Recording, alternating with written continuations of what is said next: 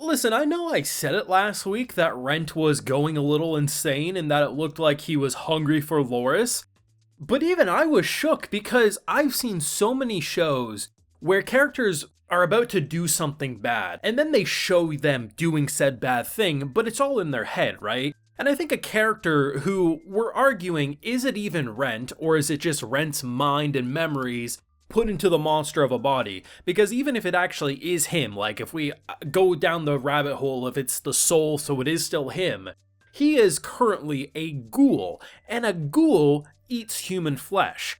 And he was looking at Loris like a damn snack last week. So when he lashes out at Lorraine, I'm like, okay, this is shocking, but it's all in his head, right? We're going down the rabbit hole of like, okay, he's basically going into this lust of like he needs to eat. But based on how hard he was chomping, like, there's no way they're killing her off in this moment. So it's clearly he's about to do it, and then he's gonna snap to and realize, oh shit, I shouldn't do this, I'm losing my cool. No, he did it. He 100% did it.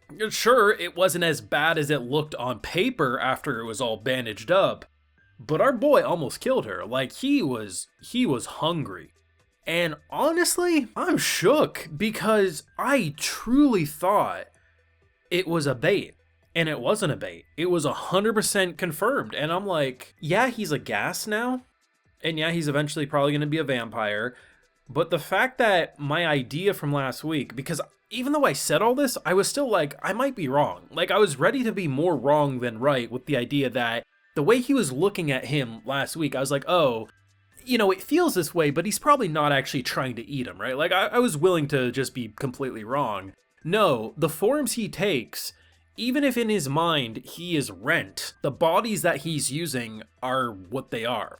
So while, yes, he's now a gas, if he becomes a vampire, he's going to be hungry for blood. And if he's not feeding on blood, eventually he's going to get lost in his own head and lash out at someone. He came so close to not only ending that man's life, but doing so in front of this wife who was already skeptical of someone being that generous. It is a good thing that he lashed out at her, she likes experiments, she's a scientist, you know, that type of person's a little more okay being attacked.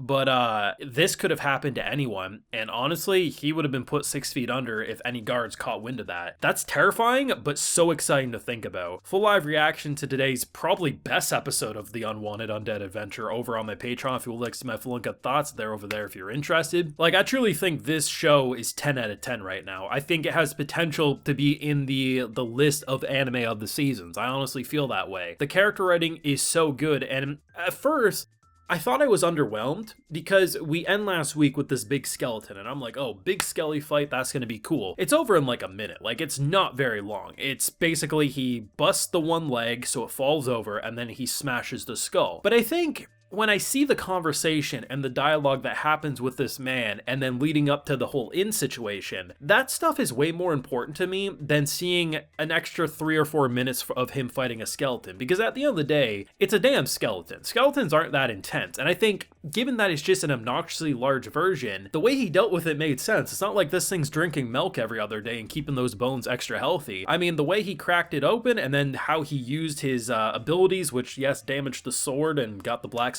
a little salty with him, it makes sense it was pretty easy to deal with it because once you tumble over the giant's main weakness, being its head, is pretty exposed. And I kind of appreciate the fact that this show's clearly so much more than just showing the big action moments. The action moments that are there are actually good, but they make it realistic. And while yes, it's short, I find myself left wanting more, but it's always better to leave the viewer wanting more than making something overstay its welcome. And I think in a lot of shows, if you've seen enough fantasy anime, it doesn't have to be Isekai, just fantasy anime with skeletons, goblins, slimes, whatever, we've seen these fights last too long. So it was actually the appropriate length, even though initially my gut reaction was, man, I was really excited, because not only is it leaving you wanting more, but showing you something that was a realistic fight for these characters, then they give you all this amazing dialogue. Our boy is hooking him up. Not only is he getting all of the glory, all of the reward, the only thing he wanted as payment for like Rentt saying like, hey, I'll give you all this, is I need someone to do shopping for me, and I want to eat at your restaurant for free.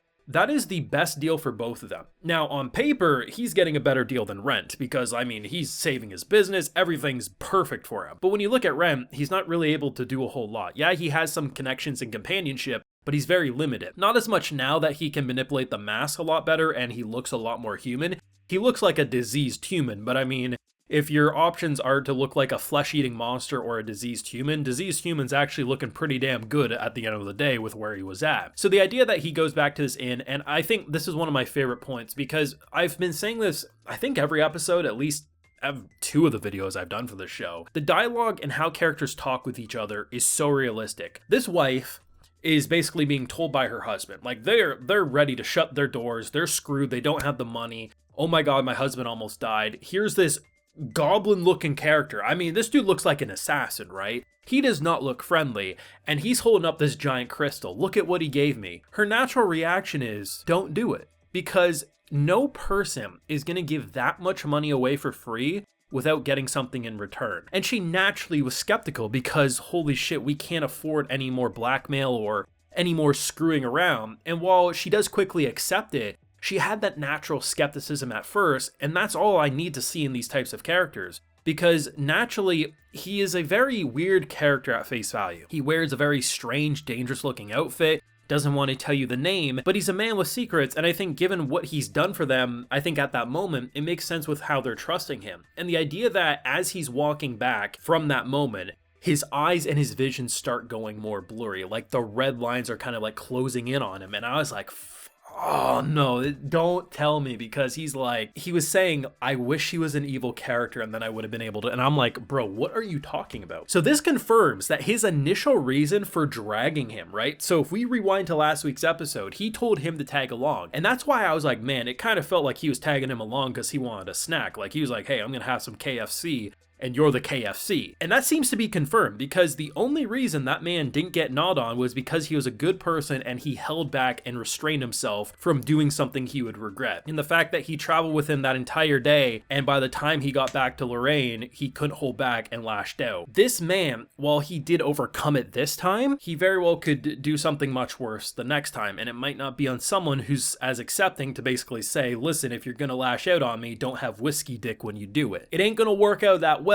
if it happens again. And honestly, he should be sleeping with a chain around his leg tied up to the bed frame, because I don't trust he can control himself. He is at the end of the day a monster with Rentt's personality and memories, but still a monster nonetheless. I mean, there's a reason why people who transform into werewolves in shows usually get caged up on a full moon night. They can't control themselves, and that's kind of where we're at. They do basically confirm, though, that the reason why he became a gas is even though he wants to be a vampire, you can't just jump from Charmander to Charizard right away, right? There's some evolutions you gotta go in between. And for him, it's going to be a long journey, but a very fulfilling one for the anime viewer, and I think the story in general. Now, of course, those are my feelings. Let me know your thoughts on this insane episode down below. Leave a like if you enjoyed, subscribe if you're new around here, of course, ring that bell, and like I mentioned, we have a full live reaction over on my Patreon, and hey, while you're over there, you also get a video shout-out. So today, we have more Rudd, Shadow Cyber Demon, Benjamin Margolis, and Brandon Logren, so I appreciate the support, everyone. Please take care and have a good one.